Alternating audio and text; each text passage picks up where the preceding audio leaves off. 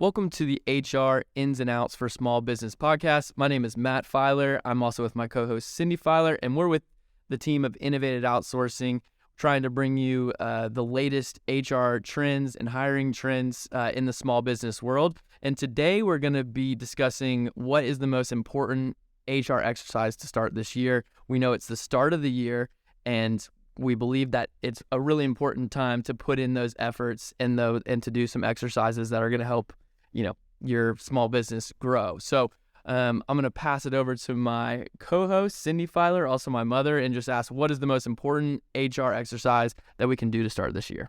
Yeah, so we get asked this question a lot. If a lot of times people focus really on the compliance side of HR. We believe HR is in three categories. One is compliance, one is day-to-day HR, and one is HR strategy. So compliance is basically the stay out of jail side of HR. That's your I-9s and all of your the classification of your employees, those kind of things. Your day-to-day HR, that's your employee reviews, that's making sure you have job descriptions, keeping them happy, how their managers are doing, those kind of things. And then you have strategic HR.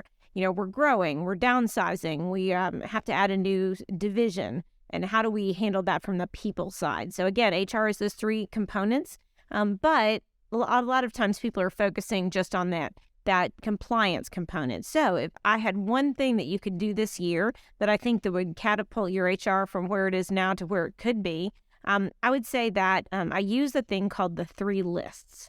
And so if you would have 3 sheets of yellow paper, and you can do this electronically or actually paper, each one of your employees should be on just one of those 3 lists. And I'm going to describe each one of those. So list number 1. Now, this is the list that the person would be on if when they came in and gave you a resignation letter, you quietly thanked them, you said thank you for the resignation letter.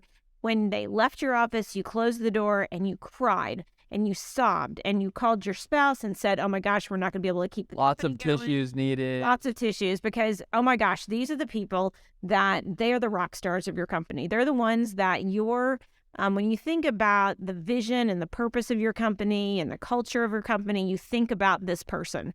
They may be the person that is the janitor at the company, or maybe the COO, or the best salesperson, or the EA.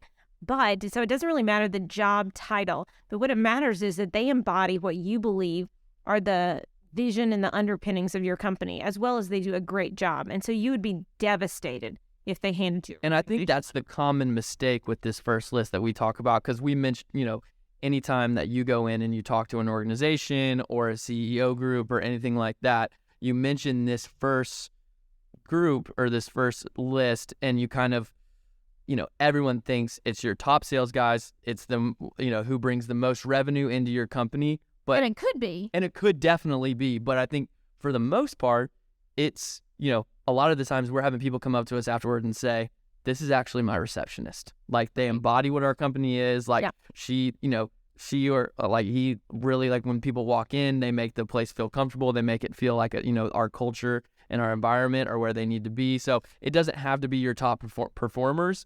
It can be also your top performers with culture or admin or someone that you just can't stand to lose. So I think that's important. That's list number 1. Those are the people that you would just be so sad if you didn't keep them, because they are who you need in your company.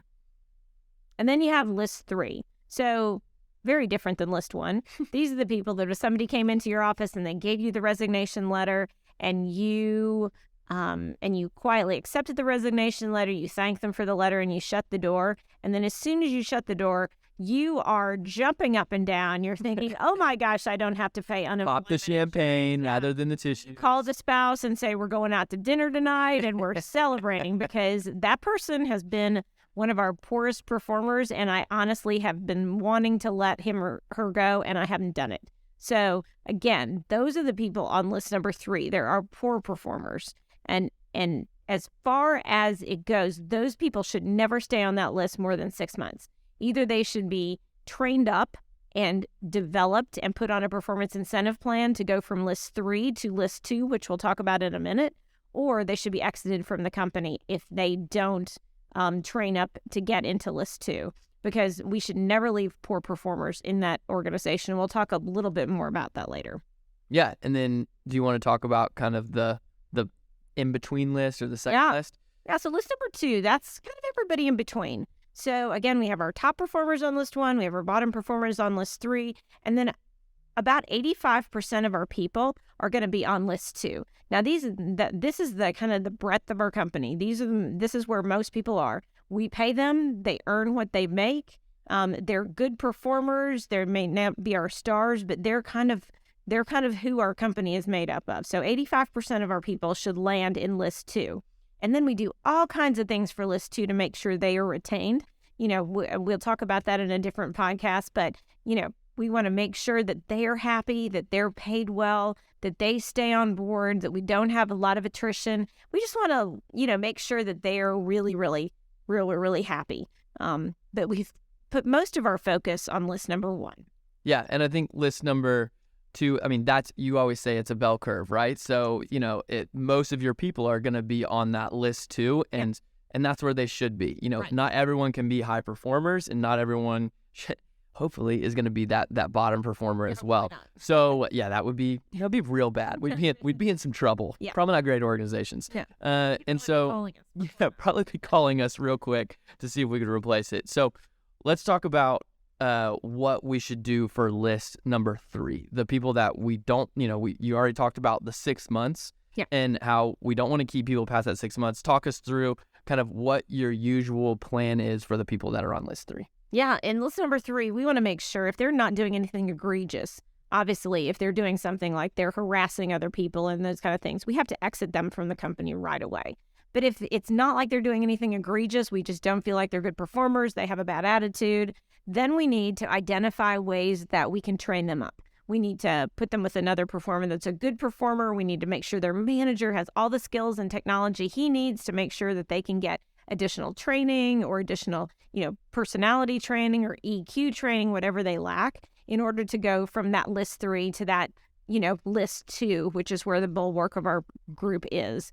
So again, we should be training them up. However, like I said, if that doesn't work, then you do need to exit them from the company, because one of the biggest deal killers on employee engagement is if they look around and they see that those people that are on list 3 have been there for 2 years or 10 years. And shame on us as leaders for leaving them there, because that is a killer on employee engagement for our high-level people. And I think you can always see that the low performers, you can always see, there's that 85% that's in the middle, right? That it's on that list too. And they know who are the low performers in the company, right? But if you're keeping on people that are low performers, that sets a terrible stage for, especially if they have bad attitudes. Yeah, if they have bad attitudes. Because don't we all have those people sometimes that are our best salespeople, or they're our best accountant, or their best something, but they have a terrible attitude and they're kind of caustic. Yeah, and that could cost you, even if they are your best accountant and they've saved you a lot of money, they've done a really good job, like they could be costing you on your bottom line because people are leaving based on those people. Yeah, because if they see, wow, I can have a crappy attitude and I can, keep my job just because I'm a good performer. I mean, that just speaks volumes about the leadership of the company. And you always say, like you already did, shame on us. Shame on us. If we keep that going. And then let's talk about list number 1, right? So these are our my favorite. Yeah, our high performers. We love these people. They can be the receptionist. They could be your lead salesperson. They could be your bookkeeper that you hired 6 months ago that's outperforming what you ever thought was possible. What should we be doing to make sure we never leave those, have those people leave our organizations? Yeah, I like to say we should have individual retention plans on those people.